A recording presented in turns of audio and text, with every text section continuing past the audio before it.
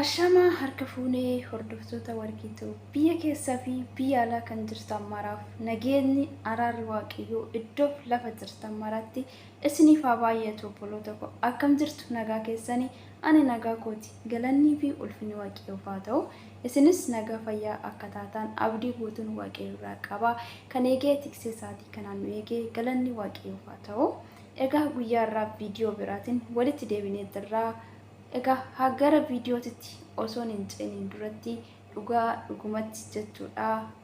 Haga har'aatitti osoo dadhabni hin jedhiin laayik gochuudhaan, sheer gochuudhaan, viidiyoo daawwachuudhaan kan na jajjabeessaa turtan yaada garaagaraa koomentii jalatti waan ani dogoggora kootillee kan sirreeffadhu jettanii barreessaa turtan dhuguma dhugaatti galatoomaan isiniin jechuun jaaladha. Egaa viidiyoon kiyyaarraa immoo viidiyoo eeggadda hojjedhe irratti jechuudha. Baay'een keessan dhugaa dubbachuu yoo ta'e baay'een keessan keessan baay'ee tokko gaddee keessan baay'ee tokko koomentii jalatti jechuudha baay'ee warri rifattanillee ni jirtu jechuudha. Koomentiin tokko immoo sobas kan jedhee fudhate ni jira jechuudha. Kanaaf yaada koomentii irratti arra yaada xiqqooshii isiniif ibsuun dhufe jechuudha. Egaa gara viidiyootti osoo hin ceeniin duratti ammas akkuma baratame laayik sheer gochuun na biraa hin hafinaan isin jechuun jaaladha. Ammas yaada yoo qabaattan yookiin badiin jiru yoo jiraate koomentii jalatti naaf barreessuu hin dagatinaan isin jechuun jaaladha obboloota koo. Gamanumaan gara viidiyootti yeroo ce'u viidiyoon eeggaddaa seenaa kooti jedha. Seenaa koo sanarraa waan dubbadhe sanarraa kuni seenaa dhugaatii miti jettanii warreen fudhattanis ni jirtu. Warreen immoo dhugaadha jettanii fudhattanii baay'een keessan natti gadditanillee ni jirtu jechuudha. Walumaa galatti deebisuu dhufe jechuudha. Haa ta'uti warreen soba jettan jechuudha. Seenichi sobaa miti dhugaadhuma jechuudha. Maaliif anis akka nama tokko nama shamara waan ta'eef naqunnamuu danda'a. Ilmoos immoo horachuun dirqama waan ta'eef abboon horachuun shamara waan ta'eef kun sobaa miti waanuma boru namarra ga'uudha waan ta'eef waanuma narra ga'eedha. Borus immoo isinirras ga'uu danda'a.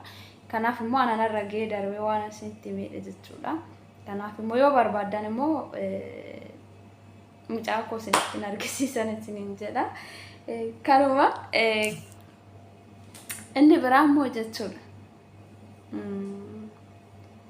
Isinittan argisiisaa dhugaasaa ta'uusaa sirriitti itti amantu jechuudha.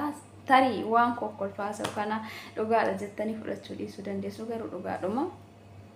Maaliif du'a dhoksitee awwaala eessan naqxaa jedha Oromoo yeroo ammaa kunuuntiire. Kanaaf anis immoo har'a dhoksee borichan naqaree kanaafuu ilmoo ofii immoo dhoksuun hin danda'amu. Ilmoo ofii miti jaarsuma jala sanii dhoksuun hin danda'amu. Kanaafuu himuun dirqama jechuudha. Ganaa yoo miidhaan namarra ga'e himurra osoo miidhaan namarra hin gahin himuu wayyaatti fakkaata. Kanaan isinin jedha gabaabumatti dhugaa dubbachuuf jechuudha. Isuma dhugaa isinitti hima jechuudha har'a.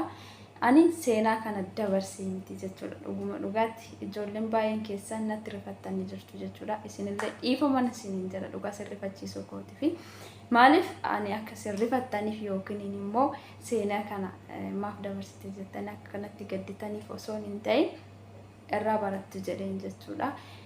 Hagan nama biraa bakka kana buusee haasawu yookiin immoo nama miidhame san ekeleen akkas ta'e jedhee hagan haasa'u ofii kooti of fakkeenya godhadhee osoon irraa dubbadhe kan jedhu tokko ofii kiyyaa fakkeenya godhee dubbadhe malee ani seenaa kana hin qabu jechuudha. Seenaa kana dabarsee hin beeku gara fuulduraa immoo rabbitu beeka waaqayyo beeka. Egaa hireen qooda rabbiiti waaqayyoon immoo bakka nama qoodee fi bakka ofii isaatii jaalatedha jechuudha kan nama ol kaa'uu danda'u.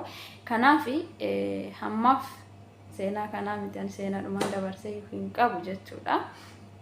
Garuu karaa fuulduraatti immoo hin beeku waan an ta'us hin beeku. Gani ani asirratti yaada kana seenaa kooti jedhee haala kanaan kanan dabarsu jechuudha. Yeroo baay'ee jechuudha nuti warreen shamarranii kun jechuudha. Haga miidhaan nurra ga'utti jechuudha hin dubbannu hiccitii keenya ni dhoksina jechuudha. Kanaafi gaafa miidhaan nurra ga'e sooshaal miidiyaa irra baanee dubbachuurra osoo miidhaan nurra hin ga'in osoo wal gorfatanii osoo waa hubatanii osoo nama dhiyaatanitti hiriyoota ofiitti himatanii gorfatamanii deebi'anii gaariidhaan jedha. Gini nuti jechuudha yeroo baay'ee dogoggorri keenya miidhaan kan baay'inaan nurra ga'u waan iccitii keenya ni dhoksina ofii keenyaaf ni beekna jennee waanuma hin beekne tokkotti ni deemna. Gaafa deemnee irra geenye yookiin immoo miidhaan nurra ga'e sana baanee too dubbannaa jechuudha. Egaa miidhaan sirra ga'e boodatti baatee yoo dubbatte kun gatii siin qabu faayidaa siif hin qabu jechuudha. Garuu waan tokko jechuudha osoo miidhaan sirra hin ga'in osoo hin miidhamin waan si miidhuu fi waan si miine adda baaste ni beekta jechuudha. Namni kamiyyuu jechuudha.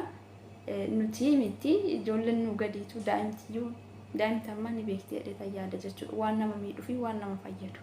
Nuti yeroo baay'ee jechuudha keessumaa ijoolleen biyya Arabaatirra jiru biyya hambaatirra jiru jechuudha. Yeroo baay'ee ni dogoggora, yeroo baay'ee ni miidhamna jechuudha. Sababni miidhamnuuf maaliif? Sababni nuti yeroo hunda akka nama maaliif hin gammanne hin jiraan, maaliif hin gaddina, maaliif hin sooshaal miidiyaa irratti nu baasanii akka barbaadan nurraa haasa'u.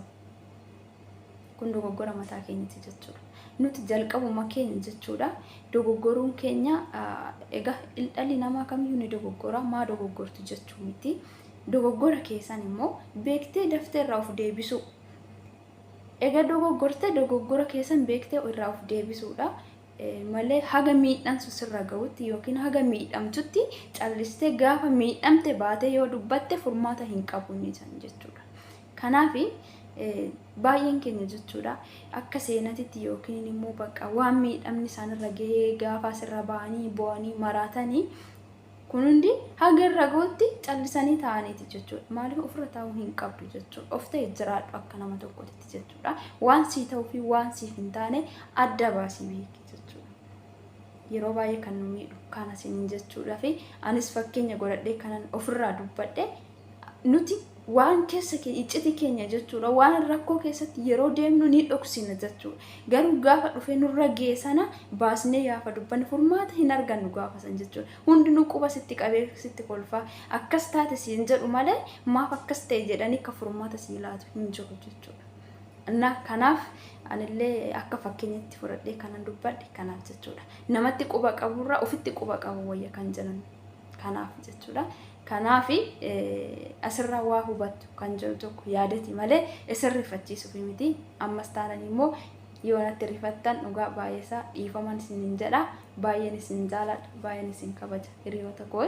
Maaliif nama kamiyyuu jechuudha ofitti gaddisiisuu hin barbaadu, rifachiisuus hin barbaadu, namni kamiyyuu muufachiisuus hin barbaadu jechuudha. Maaliif ani lafa kanarra jechuudha jireenyi lafa kanarra qormaata hedduudhaan kan guutamte hagam akkan jiraadhullee hin beeku waan ta'eef jechuudha.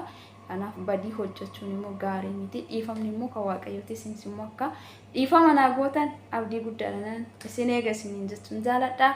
Yaada qabaattan ammas immoo koomentii jalatti naa barreessan isiniin jechuun jaaladha. Maaliif yeroo baay'ee jechuudha kan nuti ofirratti waan hundumaa miidhaa keenya ofirratti ilaallu sababa kanaatiif egaa miidhamne immoo nama sana irraa dubbachuurra ofumaa keenyaaf fakkeenya namatti quba qabdee dubbachuurra ofii keetirraa kaastee osoo dubbanne gaariidha kan jedhu tokkoof malee miidhama biraatiif miti jechuudha. Maaliif anas boru narra ga'uu danda'a jechuudha. Maaliif nama waan ta'e ani nama foon uffatee jirudha waan ta'eef dogoggoruu hin danda'a. Gaafan dogoggore sana immoo dogoggorri kee kun maalidha jedhee beekuu dhiisuu hin danda'a jechuudha. Garuu hiriyoota baay'ee qabna. Nuti immoo warra walitti dhiyaannu baay'eetu jira. Shamarra akka keetii jirti. Ani shamara obbolaa keessanii yeroon balleessetti maa balleessitettanii yoo na gorsitan dhugaa jechuudha. Naman deebi'uudha jechuudha. Naman karaatti deebi'uudha jechuudha. Maaliif namni keessumaayyuu jechuudha. Nuti kan miidhamnu nuti kan yeroo hunda rakkoo nurra ga'u yeroo namni nu gorsetti gorsa namaa hin dhageenyu. Nama tuffanne jechuudha. Kanaafi gorsa namaa hin tuffatinaadha. Miidhamni saggaasna amma gasinirra ga'utti hin callisinaan isin jechuun jaaladha. Egaa guyyaa irraatiif yaadni koo kanuma fakkaata. Haga viidiyoo biraatiin walitti deebinutti turtiin keessan viidiyoo kiyya haga dhumaatitti daawwachuu hin dagatinaadha. Like shareedhaan hagas na jajjabeessan isin jedha. Yaada qabaattan koomentii jalatti naa barreessan isin jedha. Badii yoon qabaadhe badii kootis naa balleessan isin jedha. Egaa dhiifamni immoo dhiifama Waaqayyooti akka dhiifamu naa gootan isin jedha. Baay'een isin jaalladha, baay'een isin kabaja. Dhugaa hagana jedheetu hin beeku jechuudha obboloota hunduma keessanii jechuudha. Aga viidiyoo biraatti walitti deebinutti turtii gaariin isiniif hawwa. Nagaadhaan naa turaan isin jedha. I love you hunduma keessanuu.